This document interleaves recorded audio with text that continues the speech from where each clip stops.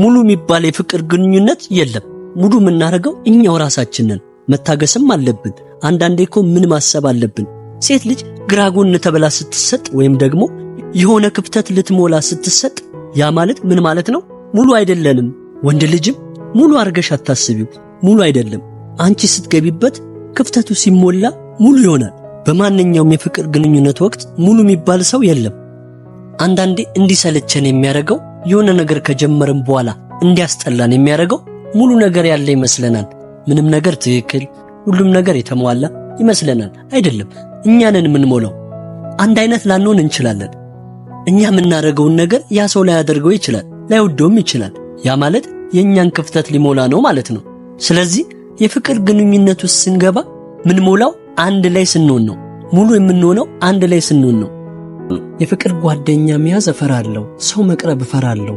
ትክክለኛውን የፍቅር ግንኙነት በምን ላውቅ እችላለሁ? ፈጣሪ ትክክለኛውን ነገር ሲሰጠኝ እንዴት ላውቅ እችላለሁ? ከዚህ በፊት ደግሞ ሌላ ሰው ቅርቤ ብዙ ተጎድቼ ነበረ። አሁን ደግሞ አዲሱን መቀበል አልቻልኩም። ልቤ እሺ አይለኝም። የድሮውን መርሳት ምችለው እንዴት ነው? ወደ አዲሱስ መግባት ምችለው እንዴት ነው? ፍርሃታችን አስወግደን እንዴት ህይወታችን በደስታ እንሞላለን? አብረን እንቆይ። አሪፍ የፍቅር ግንኙነት የምናገኝበት መንገዶች። የመጀመሪያው መንገድ ሰዎችን ከመውደዳችን በፊት ራሳችን መውደድ አለብን። ምን መሰላችሁ? ፍቅር ግንኙነት ማግኘት መፈለግ ከመጀመራችን በፊት መጀመሪያ ራሳችን መውደድ አለብን እና ራሳችን ማሳደግ አለብን።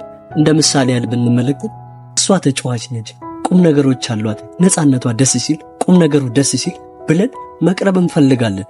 ጓደኞች እንዲሆኑን እንድትሆነ እንፈልጋለን። ታዲያ ሌሎች ሰዎች እኛን በምናችን ነው የሚፈልጉ? ሊቀርቡን ነው የሚፈልጉት? እንዴት ነው? ጭንቀታም ከሆንን የሚደብር ነገር ካለን ማንም ሰው እስረኛን መቅረብ አይፈልግም። ራስን ነፃ ማውጣት አለብህ። ራስሽን ነፃ ማውጣት አለብሽ። በራሷ የምትተማመን ሴት፣ ደፋር ሴት፣ ራሷን የምትወድ ሴት፣ የሚወድ ወንድ ማንም ሰው ይፈልጋል። እና ደስተኛ የሚያደርገኝ የሆነ ነገር ሳገኝ ነው አንበል። ደስተኝነት ምናሯሩጠው ወይም ምናገኘው ሳይሆን ሆነን የምንገኘው ነገር። ስለዚህ ደስተኛ ስንሆን ሁሉም ከኛ ጋር መሆን ይፈልጋል። ምንም ነገር ማውራት እንኳን ባንችል ይቀለናል ማለት ነው። ምክንያቱም ከኛ ጋር መሆን የሚፈልግ ብዙ ሰው ይኖራል ማለት ነው። ስለዚህ ራሳችን የምንወድ ከሆነ፣ በራሳችን የምንደሰት ከሆነ አሪፍ። ካልሆነ ግን ያንን ነገር ለመቀየር መጽሐፍ ማንበብ፣ ሰዎችን መጠየቅ፣ ቪዲዮዎችን ማየት፣ የተለያዩ ነገሮችን ማድረግ አለብን ማለት ነው። ካልሆነ ደግሞ ፊዚካሊ እንዴት ነው ራሳችን ማሳደግ ያለብን? ወይም ፊዚካሊ ራሳችን መቀየር ያለብን እንዴት ነው? አለባበስ ሊሆን ይችላል። ወይም ደግሞ የሰውነት ቅርጻችን የምንወደው ከሆነ በራሳችን ከተተማመንን ከሆነ ያንን ነገር መውደዳችን አይቶ የሚወደን ይመጣል። ግን ማንወደው ከሆነ ግዴታ መስራት አለብን፣ መጣር አለብን። ሌላኛው መንገድ ደግሞ ምናልባት ቤታችን ውስጥ ቆልፈን ተቀምጠናል። ታዲያ የምንወደው አባታችን ወይም ሌላ የሚወደን ሊሆን ይችላል፣ ስጦታ ይዞ ሊሰጠን ይፈልጋል። በሩን ክፈትልኝ ብሎ ያንኳኳ። ቢያንኳኳ እኛ ለማንም ሰው ማንከፍት ከሆነ በድጋሜ ቢያንኳኳ አንከፍትም ካለ ምንም ያ ሰው ገንጥሎ እንኳን ቢገባ ስጦታውን አንቀበለው። በዛ ሰውም እንናደዳለን። ስጦታውም አንቀበለው፣ አናከብረው። ስለዚህ ፈጣሪን አናስቸግረው። ምናልባት ፈጣሪ ይሰጠናል። እውነት ነው። የፍቅር ግንኙነታችንን ትክክለኛውን ነገር ይሰጣል። እውነትን ራሳችን ከቆለፈን፣ ራሳችን ከዘጋንስ ምን ማለት መሰላችሁ? ምንም አይነት ስራ ቦታ ላይ ከማንም ሴት ጋር ማታወራ ከሆነ፣ ከማንም ወንድ ጋር ማታወሪ ከሆነ፣ መንገድ ላይ፣ ታክሲ ላይ፣ ማንኛውም ቦታ ላይ ከማንም ጋር ማውራት ማችል ከሆነ ከቆለፍሽው በምን መልኩ ፈጣሪ ሊሰጥ ይችላል? ገንጥሎ ከገባ በግድ ከሰጠን አታከብረው ወይም ትንቂዋለሽ። ያንን ነገር እንዳይሆን ፈጣሪ ስጦታውን ደግሞ ተንከባክበሽ እንድትቀበዩ በግድ አያደርገውም። አንዳንዴ ልክ አሁን ቤታችሁ ለመክፈት እየታገላችሁ ነው፣ ቁልፉም ቢብሏል። ያኔ ግን የሚወደን ሰው ወይም አባታችን ቤቱን ገንጥሎ ይገባል። ያኔ ገንጥሎ ሲገባ ስጦታውን ሲሰጠን ደስ ይለናል። ምንወደውን ሰው ይበልጥ እንወደዋለን። ከታሰርንበት እየወጣን ነው ማለት ነው። ፈጣሪም እንደዛ ነው። ለምሳሌ እኔ ቤት ውስጥ አሮጌ መኪና አለ። ያንን አሮጌ መኪና ጠላሁት ወይም አስጠላኝ። አዲስ መኪና መግዛት ፈለግኩ። አዲሱን መኪና ለማስገባት አሮጌውን መኪና ከዛ ቤት ማስወጣት አለብኝ። ይቅርብኝ። አዲስ መኪና መግዛት አልፈልግም፣ ግን አሮጌው መኪና መጠቀም እፈልጋለሁ። ከተበላሸ አሮጌውን መኪና ማደስ አለብኝ። ስለዚህ የፍቅር ግንኙነታችንም ላይ አሮጌውን መኪና ካላስወጣን አዲሱን መኪና ማስገባት አንችልም። ታዲያ ግን አዲሱን መኪና ለማስገባት በምን ቦታ እናስገባው? አሮጌውን መኪና አውጥተን መጣል አለብን ማለት ነው። እንዴት ደስ እንደሚል ማስተካከል። እሱን ለማስተካከል መሞከር መልካም ነገር ነው። ካልሆነስ፣ ካልተስተካከለስ፣ ከተበላሸስ ማስተካከል ማንችለው ከሆነስ አዲሱን መኪና ማስገባት አለብን። ስለዚህ ምንም አይነት ነገር ቢሆን አዲስ የፍቅር ግንኙነት ስንፈልግ መጀመሪያ ቦታ መልቀቅ አለበት። ሌላኛው ምርጡ መንገድ ደግሞ ሁለት ልብ አትሁኑ። ይህ ማለት ምን ማለት መሰላችሁ? የፍቅር ግንኙነት ውስጥ ከገባችሁ በኋላ ብጣላስ፣ ብፋታስ፣ እንዲህ ቢፈጠርስ፣ ያ እንደዛ ቢሆንስ፣ መጥፎ የምናስብ ከሆነ በፍጹም ያ ነገር ማሳካት አንችልም። ማንኛውም ነገር ላይ ምንፈራና ወደ ኋላ የምንል ከሆነ እናበላሸዋለን፣ አናስተካክለው።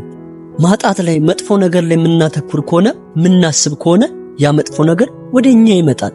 ስለዚህ አዲስ ነገር ውስጥ ስንገባ ቀለል እናርገው፣ ራሳችንን ፈታ ማድረግ አለብን። ባይሳካስ ባይሆንስ እያለን የምናስብ ከሆነ ማሳመር አንችልም። ተቃራኒውን እናስብ። ይህ ነገር እንዴት ማሳመር እችላለሁ? አሁን አዲስ ውስጥ ገብቻለሁ፣ እንዴት ነው ማሳምረው?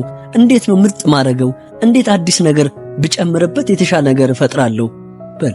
ስለዚህ ሁለት ልብ አትሁን። ልተወው ነው ይቅርብኝ የሚባል ነገር የለም። ብንሳሳትም እንሳሳት፣ ግን ትክክለኛው ነገር ሁሌም ትክክለኛው ማንነታችን ላይ ለመያዝ እንሞክር። በመጨረሻም የኛን ጅማሮ ፎቅ ካለቀ ፎቅ ጋር ማወዳደር እናቁም። ፍቅር ግንኙነታችንም የኛ ጅማሮ ላይ ብዙ ዓመት ከሄዱበት ጋር እናወዳደረዋለን። ወይኔ እንደሷ ግልጽ ብሆን የኔ ፍቅር ግንኙነቴ ግልጽ አይደለም፣ እንዴት ነው ከላይ ወደታች የምናወዳደረው? ያኮ ያለቀለት ነገር ሊሆን ይችላል፣ ረጅም ነገር አሳልፈው ሊሆን ይችላል። በዛ ላይ ደግሞ ውስጡን ማናወቀው፣ የእነሱን ውስጥ ማናየው። ምናልባት እኮ እነሱን በእኛ ሊቀኑ ይችላል። ግን እነሱን እንተውና በቃ የራሳችንን እንፈልግ፣ ከላይ ወደታች አነጻጽር። ስለዚህ እዚህ ጋር የጎደለን ያለን ይመስለናል። በተቻለን መጠን ሁሉም ነገር ሙሉ እንዲሆን አንድ ላይ ስንሆን፣ ስንፈቃቀር፣ ስንዋደድ የሚያምርብን። ስለዚህ ሰዎችን እያየን ራሳችን እያወዳደረን ራሳችንን ባንቀብረው ጥሩ ነው። የቆጡን አውርድ ብላ የብብቷን ጣለች እንደሚባለው ላለመሆን መጣር አለብን። ፍቅሩን ሲናደር ለኪ አየሽ፣ ፍቅር ውስጥ ልንናደድ የምንችላቸው ብዙ ጊዜያትና ብዙ ምክንያቶች ይኖራሉ። በንዴት ጊዜ የምናደርጋቸው አብዛኞቹ ነገሮች የኛን እውነተኛ መልክና ማንነት የሚገልጹ አይደሉም። ውድ ቤተሰቦቻችን ለዛሬ የነበረን ዝግጅት በዚህ አብቅቷል። በቀጣይ የተለያዩ አዝናኝ አስተማሪ ፕሮግራሞች መልሰን እስከምንገናኝ ድረስ ለቻናላችን አዲስ ሆናችሁ ሰብስክራይብ፣ ላይክ እና በምንሰራቸው ፕሮግራሞች ዙሪያ ያላችሁን ሐሳብና አስተያየት በመጻፍ ቤተሰብ ይሁኑን እንላለን። መልካም ቆይታ።